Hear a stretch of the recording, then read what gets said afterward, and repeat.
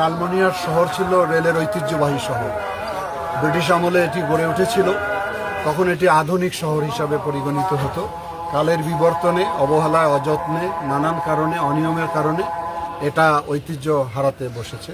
আমরা দীর্ঘ আলোচনা করলাম রেল কর্মকর্তাদের সঙ্গে, যারা অবৈধ দখলদার রয়েছে। সরকারের যে নীতিমালা রয়েছে, সেই নীতিমালার আওতায় যদি কেউ সেখান থেকে লিজ গ্রহণ করতে চায়, তাহলে সেই নীতিমালা অনুযায়ী তাদেরকে লিজ দেওয়া হবে এবং পরিত্যক্ত জায়গাগুলো তাতে পুনরুদ্ধার করা যায় এবং হারিয়ে যাওয়া যে প্রতিষ্ঠানগুলো আছে এগুলোকে আবার স্বাভাবিক জায়গায় নিয়ে আসা যায়।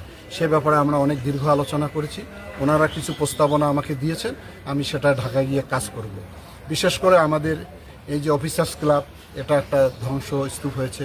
এমটি হোসেন আমাদের বিলুপ্ত প্রায়, মগলহাট রেল লাইন বিলুপ্ত হয়েছে।